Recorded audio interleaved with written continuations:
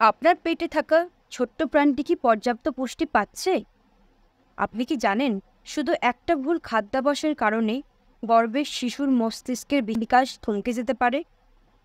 ভাবুন তো, আপনি নিশ্চিন্তে ফলের জুস খাচ্ছেন, অথচ সেই জুসেই লুকিয়ে আছে এমন কিছু যা আপনার সন্তানের জন্য ক্ষতিকর করতে পারে। গর্ভাবস্থায় খাদ্য ঠিক না হলে শিশুর ওজন কম হতে পারে, জন্মগত ত্রুটি হতে পারে, এমনকি গর্ভপাত পর্যন্ত হতে পারে। কিন্তু চিন্তার কিছু নেই। আজকের এই ভিডিওটি শেষ পর্যন্ত দেখলে আপনি জানতে পারবেন গর্ভাবস্থায় সঠিক পুষ্টি ও খাবার তালিকা যা আপনার শিশুর স্বাস্থ্য নিশ্চিত করবে। তাহলে প্রথম পয়েন্ট হচ্ছে প্রোটিন, শিশুর শরীর ও ব্রেন তৈরির মূল উপাদান। গর্ভাবস্থায় শিশুর মস্তিষ্ক ও পেশি গঠনের জন্য প্রোটিন অত্যন্ত গুরুত্বপূর্ণ। কিন্তু সমস্যা হলো, বেশিরভাগ মায়েরাই মনে করেন শুধু দুধ আর ডিম খেলেই সব দরকারি প্রোটিন পাওয়া যাবে। কিন্তু না, কথাটি একদমই মিথ্যে। সত্যি হলো, প্রোটিনের উৎস হতে হবে বৈচিত্র্যময়, যেমন ডিম, মাছ, মুরগির মাংস, বাদাম, ডাল এবং ছানা। আর যারা মনে করেন গর্ভাবস্থায় বেশি খেলে বাচ্চা মোটা হয়ে যাবে, আরে মা, তুমি তো ফ্রিজ নও যে জমিয়ে রাখবে। শিশুর সুস্থ বৃদ্ধি নিশ্চিত করাই হলো আসল কথা। তাই প্রত্যেক দিন কমপক্ষে 70 থেকে 100 গ্রাম প্রোটিন নিশ্চিত করুন। দ্বিতীয় পয়েন্ট হচ্ছে ফলিক অ্যাসিড, শিশুর মস্তিষ্ক ও মেরুদণ্ডের জন্য লাইফ সেভার। আপনারা কি জানেন, গর্ভাবস্থায় ফলিক অ্যাসিডের অভাবে শিশুর মস্তিষ্ক ও মেরুদণ্ড বিকৃতি হতে পারে? এটা শুনে ভয় পেয়েছেন তো? ভয় পাওয়াটাই স্বাভাবিক, কিন্তু চিন্তা করবেন না, সমাধান এখানেই দিয়ে দিয়েছি। গর্ভধারণের আগেই ফলিক অ্যাসিড সমৃদ্ধ খাওয়া শুরু করুন, যেমন ব্রোকলি, পালং শাক, কমলা লেবু, বাদাম ও দানাশস্য। আপনি কি চান আপনার শিশুর মস্তিষ্ক হোক তীক্ষ্ণ ও স্মার্ট? তাহলে এখনই এই খাবারগুলোর পরিমাণ বাড়ান।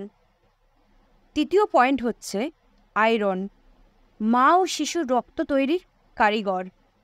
গর্ভাবস্থায় মায়ের শরীরে রক্তের চাহিদা 50% বেড়ে যায়, কিন্তু দুঃখের বিষয় হচ্ছে 80% মায়েরাই রক্ত স্বল্পতায় ভোগেন। রক্ত কম থাকলে শুধু ক্লান্তি নয়, প্রসবের সমস্যাও এতটাই বাড়বে যে ডাক্তাররাও চিন্তায় পড়ে যান। তাই আয়রনের উৎস বাড়ান, যেমন ধরে নিন লাল মাংস, পালং শাক, কাঁচা কলা কিংবা কিশমিশ। মা সুস্থ থাকলেই শিশু সুস্থ থাকবে, এটাই কিন্তু বৈজ্ঞানিক সত্য।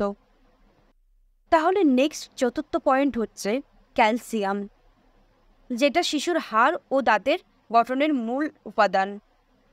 আপনার কি মনে হয় গর্ভাবস্থায় শুধু দুধ খেলেই ক্যালসিয়ামের ঘাটতি পূরণ হবে? না, একদম মিথ্যে।